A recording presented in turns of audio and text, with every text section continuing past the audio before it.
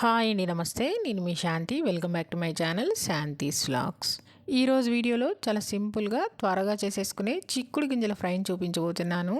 ఎప్పుడు చిక్కుడుకాయలతో కూరే కాకుండా ఇలా చిక్కుడు గింజలతో ఫ్రై చేసుకుని అన్నంలో కానీ లేకపోతే సాంబారు, పప్పు ఇలాంటి వాటిల్లో కూడా సైడ్ డిష్గా నంచుకొని తింటే చాలా రుచిగా ఉంటుంది. అచ్చం ఆలు ఫ్రై లాగానే చాలా టేస్టీగా ఉంటుంది. పిల్లలకి ఇలా చేసి పెట్టారంటే ఇష్టంగా తినేసేస్తారు. అన్నంలో నంచుకొని తింటూ ఉంటే క్రిస్పీగా కరకరలాడుతూ చాలా రుచిగా ఉంటుంది. మరి ఇంకెందుకన్నా ఆలస్యం లేట్ చేయకుండా వీడియోలోకి వెళ్ళిపోదాం. వీడియోలోకి వెళ్ళే ముందుగా నా వీడియోని లైక్ చేయండి, షేర్ చేయండి, అలానే నా ఛానల్ని సబ్స్క్రైబ్ చేయడం మర్చిపోకండి. ముందుగా మనం చిక్కుడు గింజల ఫ్రై కోసం 1/2 కేజీ చిక్కుడు గింజలు తీసుకోవాలి. నేను ఇక్కడ 1/2 కేజీ చిక్కుడు గింజలు తీసేసుకున్నాను. వీటిని శుభ్రంగా కడిగేసేసుకొని ఒక గిన్నె తీసేసుకొని ఆ గిన్నెలోకి ఈ చిక్కుడు గింజలన్నిటిని వేసేసుకోవాలి. చిక్కుడు గింజలన్నీ వేసేసుకొని చిక్కుడు గింజలు మునిగేంత వరకు నీళ్లు పోసేసుకొని స్టవ్ ఆన్ చేసి స్టవ్ మీద పెట్టేసేసుకొని ఈ చిక్కుడు గింజల్ని మెత్తగా ఉడికేంత వరకు ఉడికించుకోవాలి.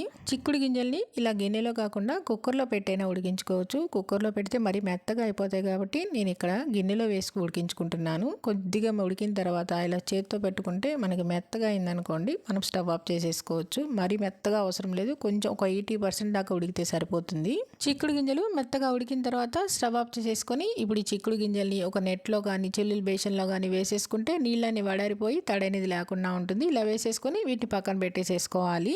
ఇప్పుడు స్టవ్ ఆన్ చేసి స్టవ్ మీద ప్యాన్ పెట్టేసేసుకొని ప్యాన్లో 3 స్పూన్ల ఆయిల్ వేసుకోవాలి. ఫ్రై అనేసరికి ఆయిల్ ఎక్కువ పడుతుందేమో అనుకుంటారు, ఆయిల్ అనేది ఎక్కువ పట్టదు. ఇప్పుడు ఈ ఆయిల్లో ఒక పెద్ద సైజు ఉల్లిపాయను తీసుకొని ఇలా మీడియం సైజు ముక్కలుగా కట్ చేసేసుకొని ఆ ఉల్లిపాయ ముక్కలు వేసేసుకోవాలి. ఉల్లిపాయ ముక్కలు వేసేసుకొని మంటని లో ఫ్లేమ్లో పెట్టేసేసుకొని ఈ ఉల్లిపాయ ముక్కలు బాగా ఎర్రగా ఫ్రై అయ్యేంత వరకు వేయించుకోవాలి. ఉల్లిపాయ ముక్కలు కొద్దిగా వేగిన తర్వాత మంటని కొంచెం హై ఫ్లేమ్లో పెట్టేసేసుకొని ఉల్లిపాయ ముక్కలు ఎర్రగా వేగేంత వరకు వేయించుకోవాలి. ఇలా ఉల్లిపాయ ముక్కల్ని కలుపుకుంటూనే చూడండి, ఈ విధంగా రంగు మారి బాగా ఫ్రై అయ్యేంత వరకు వేయించేసేసుకొని ఎక్సెస్ ఆయిల్ అంతా తీసేసుకుంటూ ఈ ఉల్లిపాయ ముక్కలన్నిటిని ఒక బౌల్లోకి తీసేసుకోవాలి.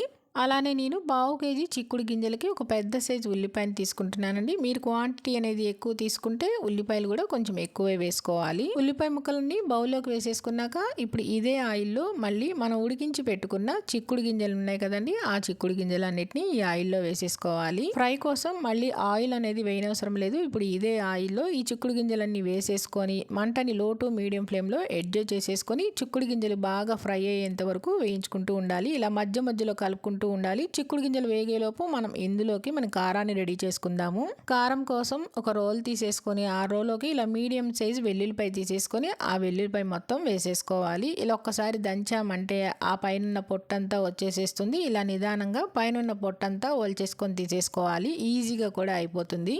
ముందే వెల్లుల్లిపాయల్ని రెడీగా పొట్టు ఒలిచి పెట్టుకునే బదులు ఇలా రోట్లో వేసి ఒక దంచామంటే పైన పొట్టంతా వచ్చేసేస్తుంది. ఇప్పుడు ఈ వెల్లుల్లిపాయల్ని కొంచెం కచ్చా పచ్చగా అయ్యేంత వరకు దంచుకోవాలి. చూడండి, ఇక్కడ చూపిస్తున్నా ఈ విధంగా కచ్చా పచ్చగా అయ్యేంత వరకు దంచేసేసుకున్నాక ఇప్పుడు ఇందులోనే 1 స్పూన్ జీలకర్ర వేసుకోవాలి.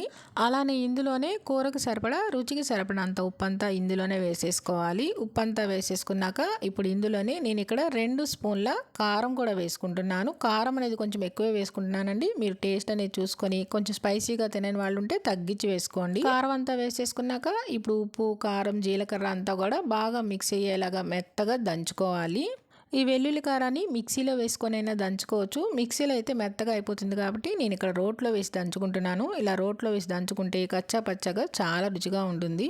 చూడండి, ఈ విధంగా కచ్చా పచ్చగా దంచేసేసుకొని దీన్ని పక్కన పెట్టేసుకోవాలి. ఈలోపు చిక్కుడు గింజలు కూడా మనకి కొద్దిగా వేగినాయండి. మధ్య మధ్యలో కలుపుకుంటూ ఇలా వేయించుకుంటూ ఉండాలి. ఇంకాస్త వేగాలి. చిక్కుడు గింజలు ఫ్రై అయినాయో లేదో చూడటానికి ఒక చిక్కుడు గింజను చూసుకొని ఇలా చేతితో పట్టుకొని చూసామంటే పైన పొట్టంతా వచ్చేస్తే మనకి చిక్కుడు గింజలు బాగా లోపల మెత్త ఉడికి పైన ఫ్రై అయిపోతుంది. ఇప్పుడు బాగా మనకి ఫ్రై అయినట్టు. ఇప్పుడు ఇందులో మనం వేయించి పెట్టుకున్న ఉల్లిపాయ ముక్కలు అలానే దంచి పెట్టుకున్న వెల్లుల్లి కారం మొత్తం వేసేసుకోవాలి. ఈ 2 వేసేసుకొని లో ఫ్లేమ్లో పెట్టేసేసుకొని ఇప్పుడు ఇవన్నీ కూడా చిక్కుడు గింజల్లో బాగా కలిసేలాగా ఫ్రై చేసుకోవాలి. వెల్లుల్లి కారం, ఉల్లిపాయ ముక్కలు అన్ని బాగా కలిపేసేసుకున్నాక ఇప్పుడు ఇందులో కొద్దిగా కరివేపాకు వేసేసుకొని ఇప్పుడు ఈ కరివేపాకు అంతా కూడా బాగా కలిపేసేసుకుంటే మనకి చిక్కుడు గింజల ఫ్రై రెడీ అయిపోయినట్లే.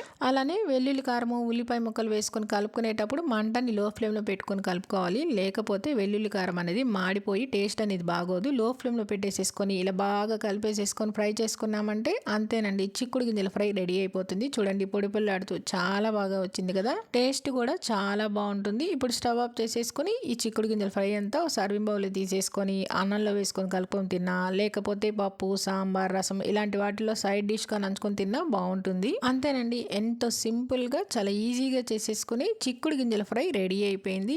అన్నంలో కలుపుకొని తింటూ ఉంటే కరకరలాడుతూ క్రిస్పీగా చాలా రుచిగా ఉంటుంది. పిల్లలైతే కూర చేస్తున్నప్పుడే ఉట్టివే తినేసేస్తారు, అంత రుచిగా ఉంటుంది. చాలా సింపుల్గా ఈజీగా చేసేసుకుని చిక్కుడు గింజల ఫ్రై వీడియో నచ్చిందా అండి? నచ్చితే కనుక లైక్ చేయండి, మీ ఫ్రెండ్స్కి రిలేటివ్స్కి షేర్ చేయండి, సబ్స్క్రైబ్ చేయండి. మరిన్ని అప్డేట్ కోసం కిందన్న బెల్ ఐకాన్ని క్లిక్ చేయండి.